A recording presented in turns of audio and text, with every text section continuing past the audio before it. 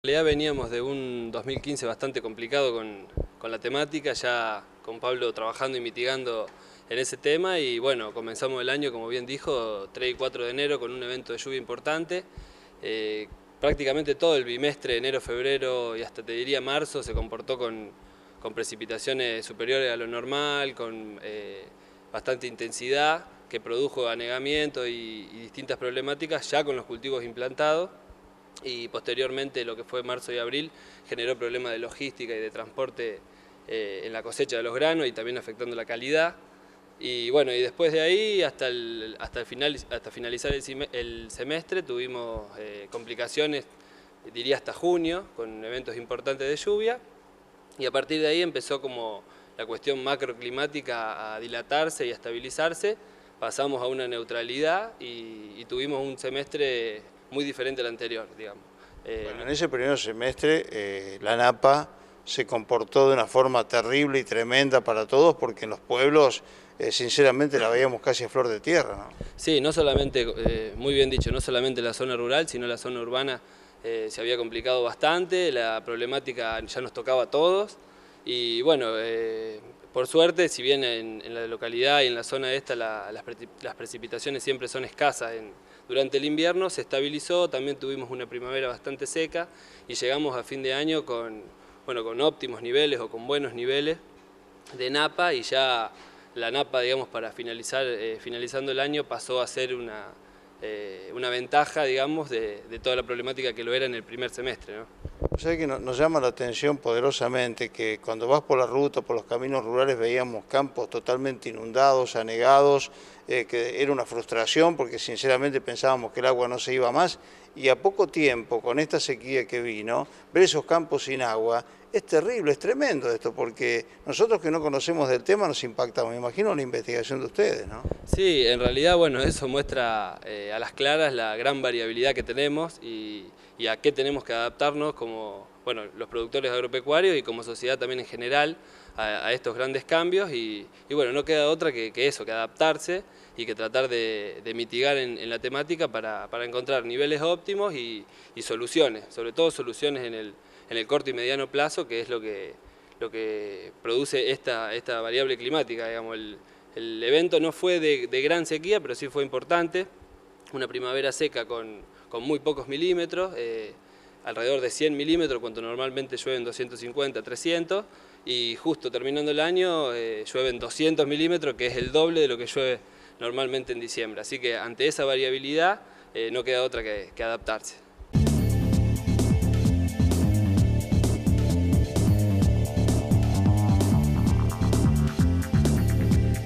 Ese es uno de los objetivos, es justamente no solamente saber a qué profundidad está la napa en cada localidad y en cada sector de la localidad, sino también tratar de predecir qué pasa con esa napa freática ante un evento de precipitaciones. Y como ese gráfico que yo te comento es el que muestra que, por ejemplo, en el área rural de Marcos Juárez, estas precipitaciones que ocurrieron esta semana pasada tuvieron una influencia de 3,6 milímetros de ascenso de napa por cada uno de los milímetros que llovió.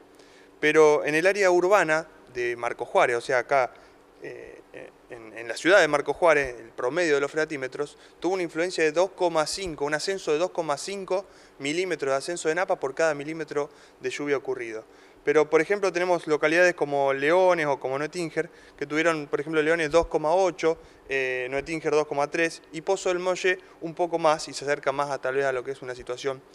más rural, con 4,8 milímetros de ascenso de napa por cada milímetro. Esto lo que nos está marcando, o lo que nos está dejando las claras es que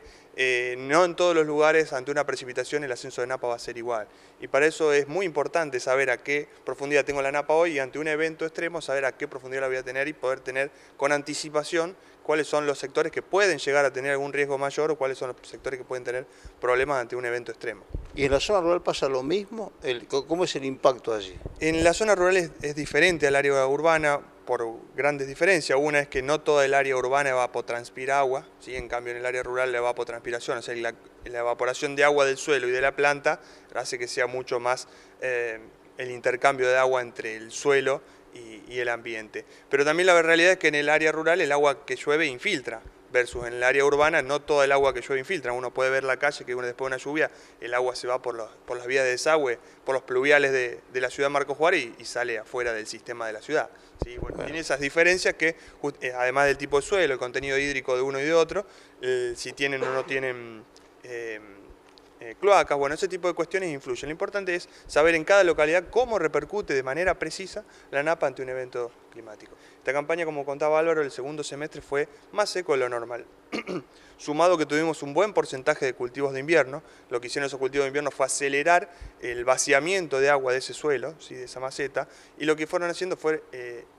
aumentar las profundidades del suelo. ¿Por qué? Porque vos tenías una napa a 60 centímetros, un cultivo de invierno la llevó a 1,5 metros, 1,80 m, y ese espacio que se generó en ese suelo no es más que un amortiguador. Y es justamente ahí donde tenemos que apuntar, a tener esa mitigación, esa herramienta de mitigación, que en algún momento hasta nos jugó a favor tener esa napa a 1,80 m porque los maíces no acusaban un déficit hídrico en pleno momento de falta de agua. Y algunas hojas tampoco, las hojas sembradas más tempranas que tenían una profundidad de raíces que ya rondaban los 60 centímetros, 70 centímetros, podían pescar parte de agua de esa napa. Los maíces ni que hablar, tenían ya prácticamente 2 metros de altura, ya esos maíces estaban con sus raíces pescando agua de napa y prácticamente no estaban acusando la falta de agua. Luego estas precipitaciones que fueron abundantes y como decía Álvaro, fueron fuera tal vez del parámetro normal para diciembre, pero fueron mitigadas o fueron amortiguadas porque en ese suelo estaba prácticamente vacío hasta el metro de profundidad y el resto tenía espacio todavía para acumular hasta saturarse el suelo y llegar a transformarse en napa, ¿sí? Eso fue lo que en parte está mitigando y en lo que en parte vemos que el agua baja porque infiltra. Diferente sería que nosotros tendríamos un perfil o un suelo totalmente o con un contenido de humedad mucho mayor y esa agua no podría ingresar justamente porque no tiene espacio dentro del suelo donde ser contenida. Bueno, esas son parte de las estrategias de mitigación que nosotros hablamos y que proponemos y que decimos, bueno, en el invierno por lo general si no va soja va maíz o alguna otra pastura, pero el tema de hacer énfasis, de hacer espacios durante el invierno, en el momento que le podemos ganar al balance hídrico. El balance hídrico es esa cuenta de lo que ingresa como agua, como precipitación y lo que egresa o lo que podemos manejar como egreso, que es a través del consumo de los cultivos. Bueno, por último, Álvaro, quiero preguntarte, porque ustedes son observadores constantes de los servicios meteorológicos, ¿qué esperan de este verano? Porque ustedes estudian lo que está abajo, pero también miran lo que viene de arriba, es decir, ¿qué se espera de este verano? ¿Qué saben ustedes? Bueno, las tendencias de nuestro Instituto de Clima y Agua, que es quien concentra toda la información meteorológica y agrometeorológica de las estaciones experimentales, arroja en 3 o 4 modelos de simulación una tendencia